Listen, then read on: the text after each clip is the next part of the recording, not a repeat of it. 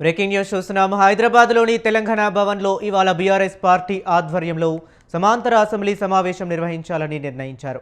ప్రస్తుత శాసనసభ సమావేశాల్లో విపక్షాలకు తగిన సమయం ఇవ్వడం లేదని, ప్రజా సమస్యలపై చర్చకు అవకాశం కల్పించడం లేదని నిరసిస్తూ బీఆర్ఎస్ అసెంబ్లీని బైకాట్ చేసి నిర్ణయం తీసుకుంది.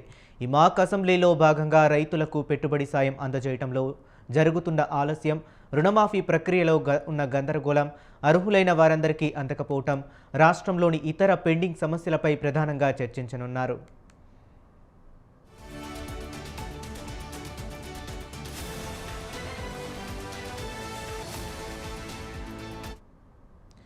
ఈ సమాంతర అసెంబ్లీ సమావేశంలో BRS working president KTR, Harish Rao, ఎమ్మెల్యేలు, ఎమ్మెల్సీలు హాజరు కానున్నారు. అసెంబ్లీ తరహాలోనే స్పీకర్ను నియమించుకుని ప్రశ్నలు, సమాధానాలు, చర్చల రూపంలో ఈ కార్యక్రమం సాగనుంది. ప్రభుత్వం అసెంబ్లీలో ప్రతిపక్షాల గొంతు నొక్కుతుందని ప్రజలకు చాటి చెప్పడమే సమాంతర అసెంబ్లీ ప్రధాన ఉద్దేశమని బీఆర్ఎస్ శ్రేణులు తెలిపాయి. ఇక ఇదే అంశం గురించి మరింత సమాచారాన్ని మా కరెస్పాండెంట్ ఉషా ఫోన్ లైన్లో అందిస్తారు. ఉషా, చెప్పండి.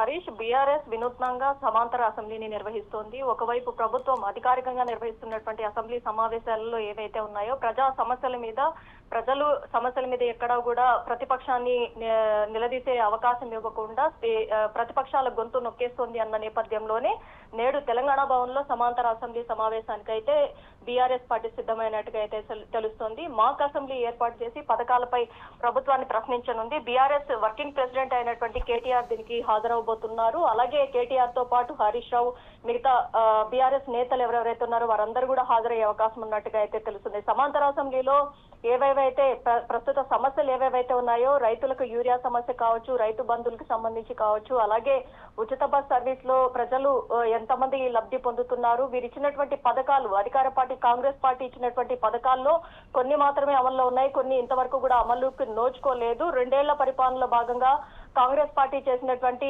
అభివృద్ధి ఏంటి, అలాగే వైఫల్యాలు ఏంటి, ఎండగట్టే ప్రయత్నంలో భాగంగా సమాంతర అసెంబ్లీలో ప్రజా సమస్యలనే ఏదైతే పెద్ద గొంతుకగా ఈ సమాంతర అసెంబ్లీలో చర్చించబోతున్నారు. కేవలం ఏదైతే అటు ప్రధానంగా ప్రత్యక్ష ప్రసారం ద్వారా అటు అసెంబ్లీ సమావేశాలు నిర్వహిస్తున్న సమయంలోనే సైమల్టేనియస్ గా ఇటు బీఆర్ఎస్ భవన్ లో కూడా సమాంతర అసెంబ్లీని కూడా నిర్వహించబోతున్నారు. ఇవి రెండు కూడా ఓ పక్క రాజకీయాలు, ఏదైతే తెలంగాణ రాష్ట్ర రాజకీయాన్ని వేడెక్కించే అంశాలు కానీ చెప్పుకోవచ్చు.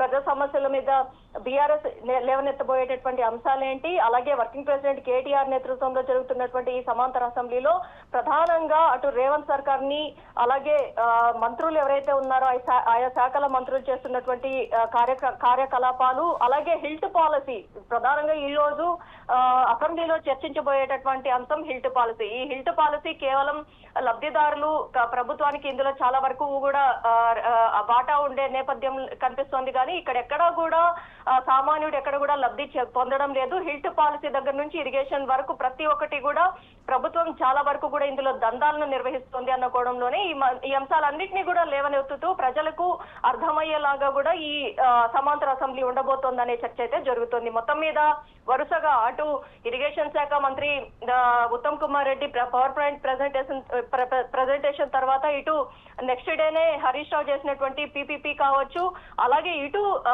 ప్రజా సమస్యల మీద ప్రత్యక్ష ప్రసారం ద్వారా అసెంబ్లీలో రేవంత్ సర్కార్ చేస్తున్నటువంటి ప్రత్యక్ష ప్రసారంలో చేస్తున్నటువంటి అంశాలు ఏవైతే ఉన్నాయో వాటన్నిటినీ కూడా తిప్పికొట్టేలాగా ఇటు సమాంతర అసెంబ్లీ నిర్వహించబోతోంది ప్రభుత్వము. ఇది ఎక్కడా కూడా రాష్ట్ర రాజకీయాలు, దేశ రాజకీయాలు ఎక్కడ కూడా జరగనటువంటి అంశము.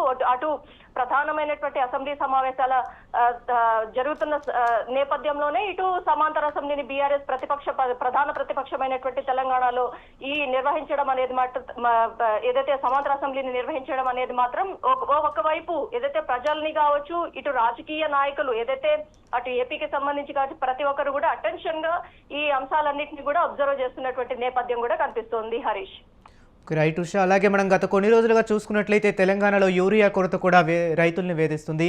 మరి యూరియా గురించి ఏమన్నా ప్రశ్నించే అవకాశం కనిపిస్తుందా బీఆర్ఎస్ పార్టీ?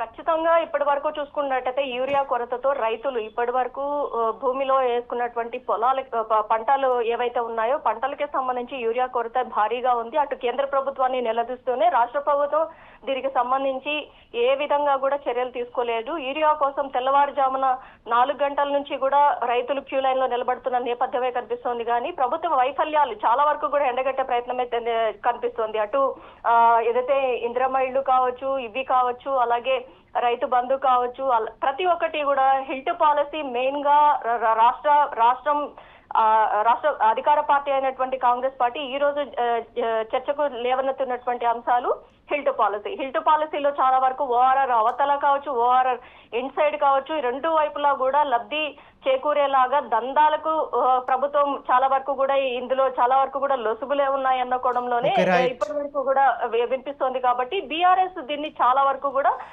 లేవనెత్తే ప్రయత్నం అయితే చేస్తున్నట్టుగా సమాంతర అసెంబ్లీలో కనిపిస్తుంది. Harish. Okay right, thank you Usha.